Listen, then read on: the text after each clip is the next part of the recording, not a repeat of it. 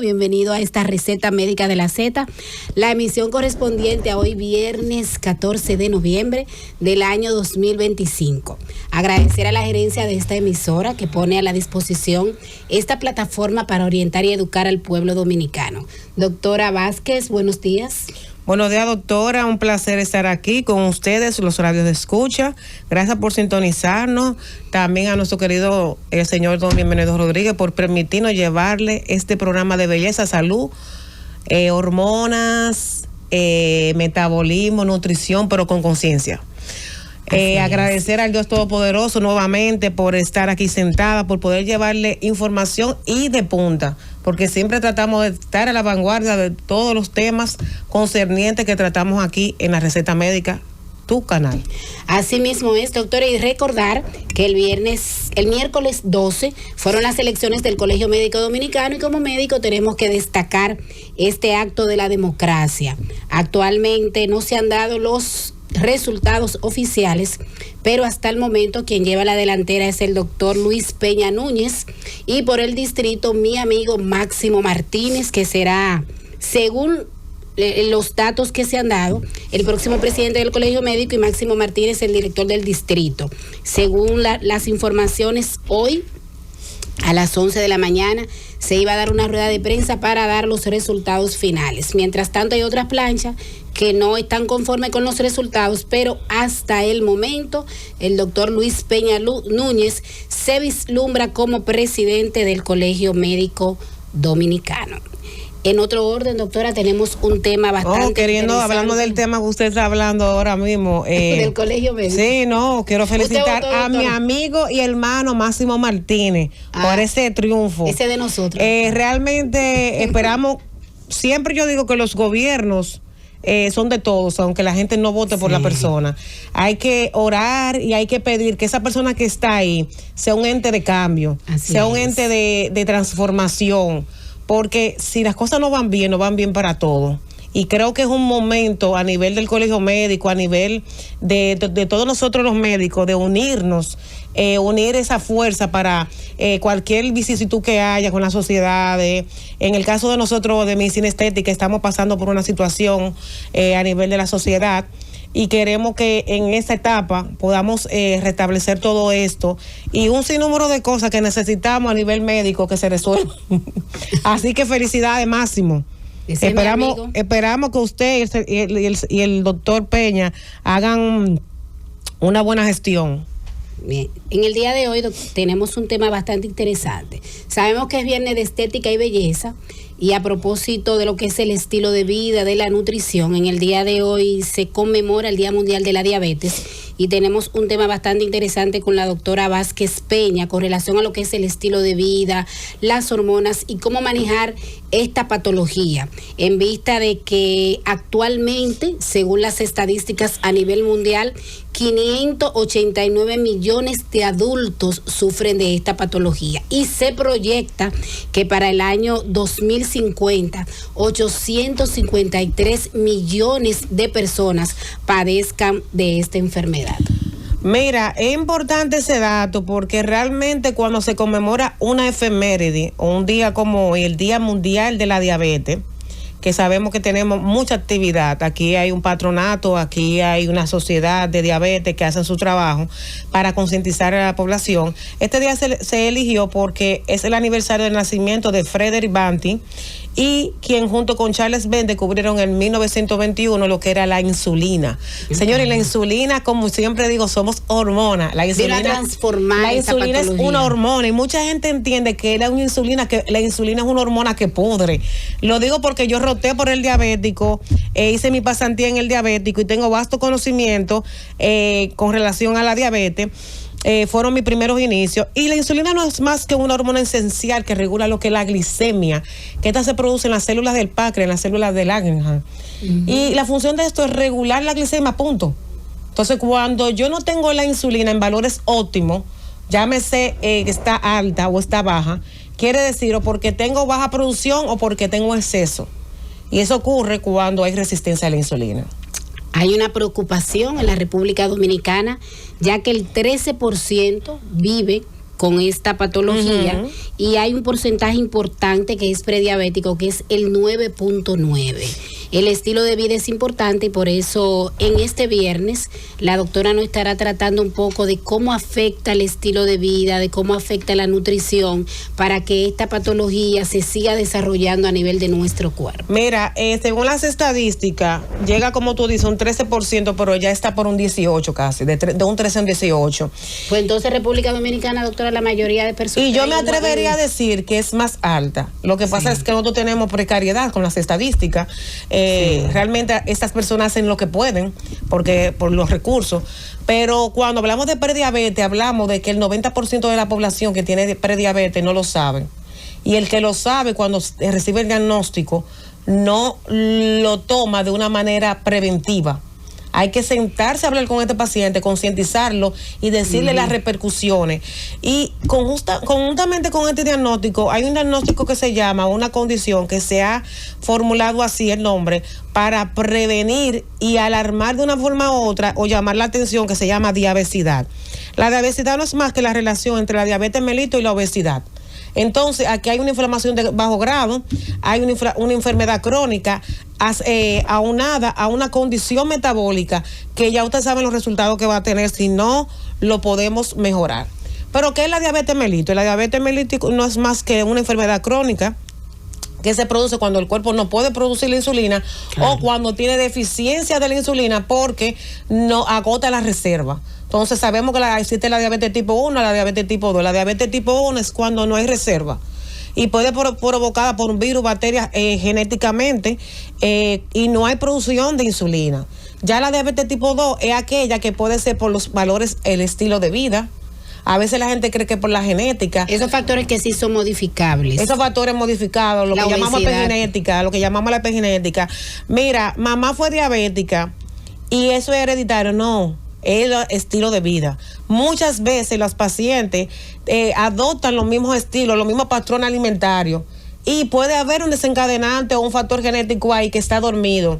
Acuérdense que para haber una enfermedad tiene que haber un desencadenante, el estilo de vida, y tiene que haber un factor genético. Esas personas que no hacen ejercicio, doctora, que después del mediodía se comen ese plato así copioso de comida al estilo dominicano, que a veces se le ponen el arroz, que le ponen el espagueti, que le ponen también la carne, y que le ponen como un obrero, dicen.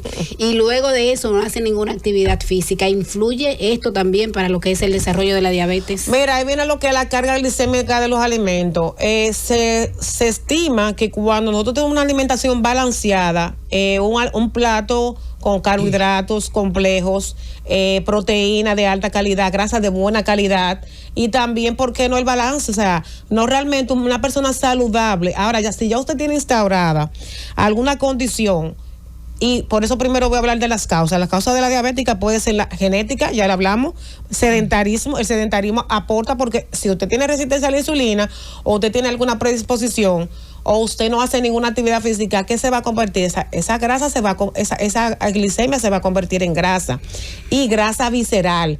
Y el tejido adiposo es el tejido adiposo blanco, que es aquel que no me produce quema de grasa. Existen diferentes tipos de tejido adiposo: el marrón, el blanco y el beige. El blanco es aquel que nadie lo quiere. El beige es el que quema y puede mejorar con el aporte del ejercicio, me aumenta el metabolismo. Entonces, también los trastornos metabólicos, bacterias y demás. Es bueno destacar que ya la diabetes, aparte de tener algunos factores asociados como la obesidad, la hipertensión y demás, y problemas renales, las complicaciones que puede tener, hay que estar claro que cuando un paciente tiene sobrepeso también aumenta la incidencia de tener diabetes o tener prediabetes, porque hay una resistencia. La gente, cuando tú le das resistencia a la insulina, a veces no entiende. Y es que esos niveles de insulina, la glicemia puede estar normal, dentro de los valores normales. Cuando hablamos de los valores normales, porque me están preguntando cómo saber si soy un prediabético o si no soy prediabético.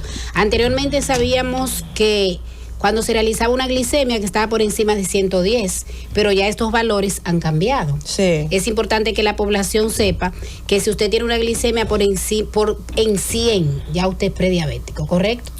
Sí, mira, depende del tipo de prueba. Existe lo que es la hemoglobina glicosilada, que esa mide los 3 últimos meses. Puede estar afectada por el embarazo, por alguna condición de infección. Por eso es que el paciente no solamente la analítica, tenemos que observar eso. Si la hemoglobina, según los parámetros que tenemos, si la hemoglobina glicosilada está por encima de 6.5, ya se declara como diabético. Si está por encima de 6.5, ya es diabético. Ya es diabético en 2 ocasiones diferentes, en 2 tomas diferentes. Ok, 6.5. Ajá. Si el paciente está por debajo de 5.7, el paciente está normal. Si está entre 5.7 y 6.4, el paciente está en prediabetes. Ok. Prediabético 6.4. Ajá. 5.7 a 6.4. Lo normal es que esté por debajo de 5.7. ¿Por qué? Porque se relaciona la hemoglobina glicosilada con lo que es la glicemia. Es bueno tener en cuenta que las pacientes embarazadas hay que tener mucha vigilancia, porque esa paciente a las 24 o las 28 semanas puede desarrollar lo que es diabetes gestacional. Y si esa paciente no se monitorea bien, los próximos 10 años esa paciente puede sufrir de diabetes. Si usted se hace una glicemia, atención a la población que nos esté escuchando, y si la glicemia está en 100, ya usted tiene que tener mucho ojo. Sí. Ya usted tiene que ir donde un endocrinólogo, un diabetólogo, un nutricionista para que le ponga su dieta. Si está por encima de 100, entonces sí, por encima, mira, y lo importante que tenemos que tener en cuenta es porque que tiene que ser en ayuna. Anteriormente decía, no, porque mi glicemia está bien, yo la tengo en 105, ya no, ya usted está prediabético. Exacto. Ya está prediabético. Pero ahí tenemos que tomar en cuenta algo, es que el paciente esté en ayuna. Y no y escuchen algo, y en ayuna no es que me bebí un cafecito, que me comí un desayuno ligero, ayuna es que usted nada más tomó agua o no bebió nada. Entonces, los parámetros son en ayuna por encima de 100 a 125 hay una prediabetes. Por debajo de 100 están normales, están dentro de los valores, pero no están óptimos.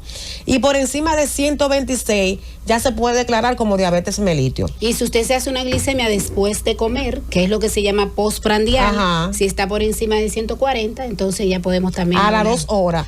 Porque 2 horas. Si son los niveles aleatorios de glicemia. Correcto. O sea, yo cogí y le hice una glicemia a un paciente a cualquier hora y está por encima de 200, ya se puede declarar como diabético. Como diabético. Mira, también está la prueba de la tolerancia oral a la glucosa, que yo no se la vamos a hacer todo el mundo, porque en verdad hay gente que le cae muy mal, le da náusea, le da diarrea. Eso es terrible. Doctora. Yo valoro mucho lo que es la insulina en ayuna, la insulina postprandial, la glicemia en ayuna y la postprandial y la glicosilada. Y si tengo que hacer PT12 basal para ver los niveles de insulina, cómo está la carga, cómo está la reserva, lo hago. Pero esta prueba se reserva bastante.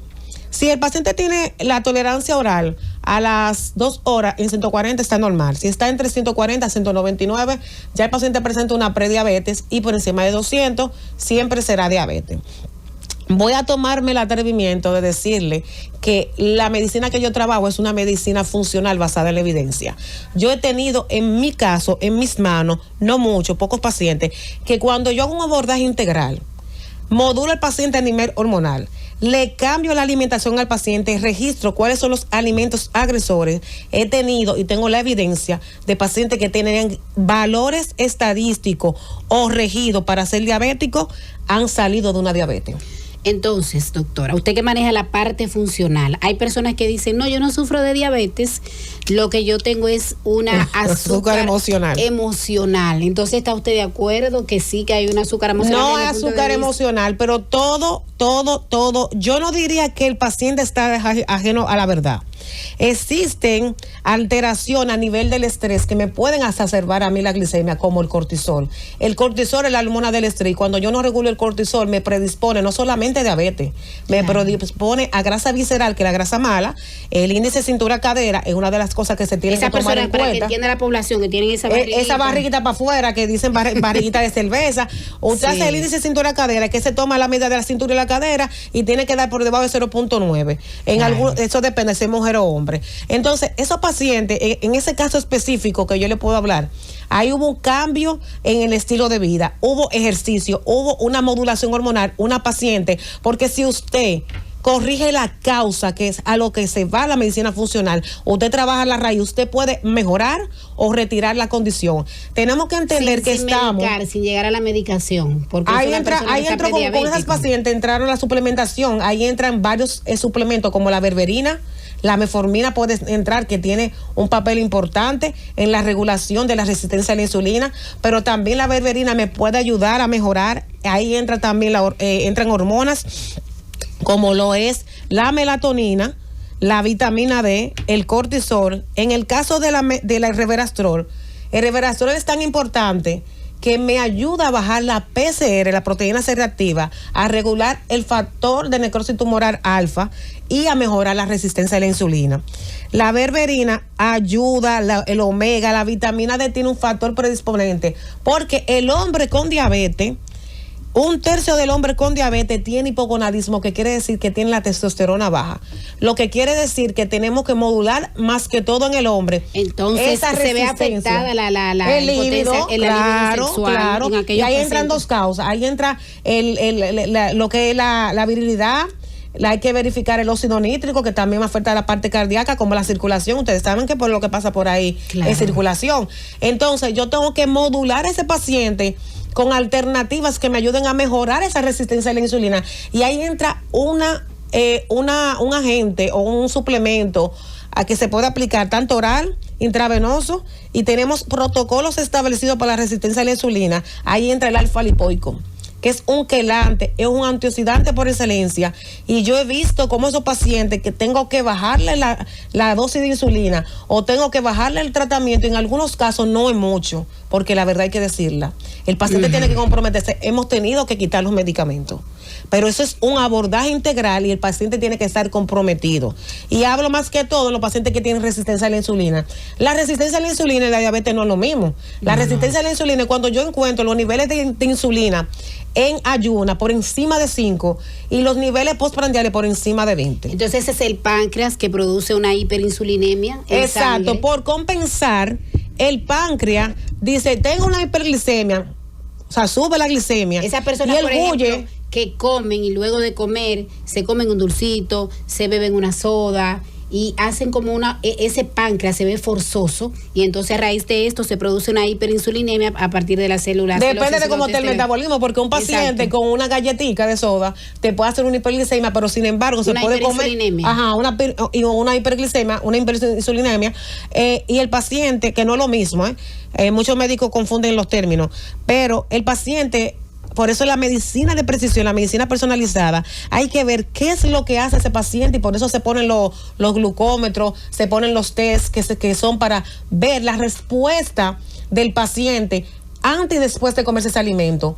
Y por eso es que ese paciente puede comerse un alimento que, entre comillas, es saludable, y el paciente tener síntomas como dolor de cabeza, molestia, alterado, fatiga, intolerancia. Entonces el paciente es intolerante al alimento.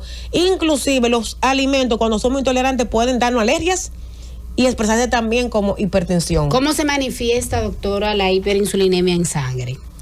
Bueno, ¿cómo se manifiesta cuando el paciente tiene hiperglicemia? De sintomatología, sí, claro. Mira, el paciente puede presentar lo que llamadas las 4P, polidipsia, poliuria, polifagia y pérdida de peso. En español, el paciente comienza a tener mucho deseo de beber agua, mucho deseo de orinar, mucho deseo de comer, y puede tener una pérdida de peso que dice, pero yo no sé qué es lo que yo estoy haciendo, que estoy perdiendo peso sin necesidad. Yo no he hecho dieta ni nada. Ejercicios. Inclusive viene acompañado, me atrevo a agregarle pérdida de masa muscular, porque una pérdida tan abrupta que tiene el paciente, que usualmente a mayor edad, mayor pérdida de masa muscular. Entonces, el paciente puede presentar esto, pero el paciente puede presentar asintomático por mucho tiempo, porque podemos durar hasta 9 años con prediabetes, y el paciente no sabe que tiene niveles alterados y picos de glicemia. Y ese cuello negro, doctora, que a veces se le ve a las personas. Dentro de la característica de la que la hiperinsulinemia o signos de que podemos tener resistencia a la insulina, vemos la acantosis nígrica, vemos los acorcordones, que ojalá pudiéramos tener algo para poderlo mostrar. No, decirle que la acantosis nígrica, dígale a la población en qué consiste. La acantosis nígrica es un nervio que usted encuentra en el cuello, pero es característico porque a veces tenemos tendencia a hiperpigmentar la piel, y eso no es acantosis nígrica. Hay que diferenciarlo. Lo podemos encontrar en el cuello, debajo de la axila, pero el niño no se en el roce, bien. ajá. En esos niños, por ejemplo, que están gorditos. Exactamente. Que a veces la madre dice, mire, él no se está bañando bien, y es importante que la madre sepa que puede estar haciendo una resistencia a la insulina. Usualmente se ven infecciones frecuentes en la piel. El paciente puede presentar cansancio luego de la alimentación, cuando tiene alimentación copiosa. El paciente quiere beber mucha agua. Podemos ver esa misma canto sinígrica o ese, aparte del cuellito negro, podemos verlo en la entrepierna, en las axilas, en las rodillas. Y hay que diferenciar esto. También los acocordones, que son como verruguitas en el área de lo que es el cuello, debajo de los senos, en algunas áreas de roce. También podemos ver la resistencia a la insulina. La gente no se imagina todas las cosas que pueden estar asociadas.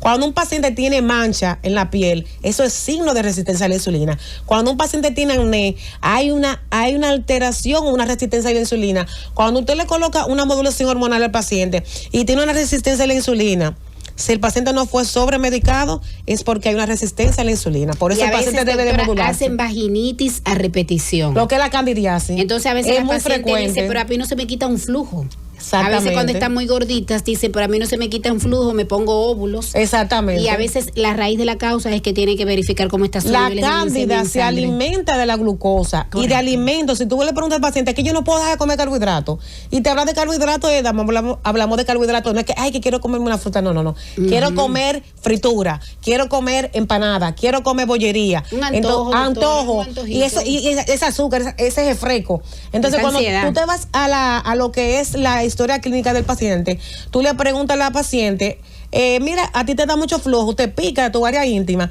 sí, a repetición, y mira, me ha puesto tratamiento relacionado a la sinusitis también, porque todo lo que tiene que ver con cándida se alimenta con azúcar. Cuando yo hago y entro una dieta anticándida en esos pacientes con diabetes, resistencia a la insulina, también mejora, porque la cándida se va alimentando y se mantiene en un patrón, le da fuga mental al paciente, le empeora el cuadro, un sinnúmero de cosas que no es el tema, la cándida, pero es importante saberlo. Esa candidiasis no solamente vaginal, viene candidiasis intestinal, que también me va a exacerbar lo que es la disbiosis, que se ha visto muy afectada la microbiota en lo que es la diabetes y en la resistencia a la insulina. Se ha descubierto que cuando usted quiere mejorar el peso de un paciente, hay que mejorar la microbiota. Todo empieza en el intestino.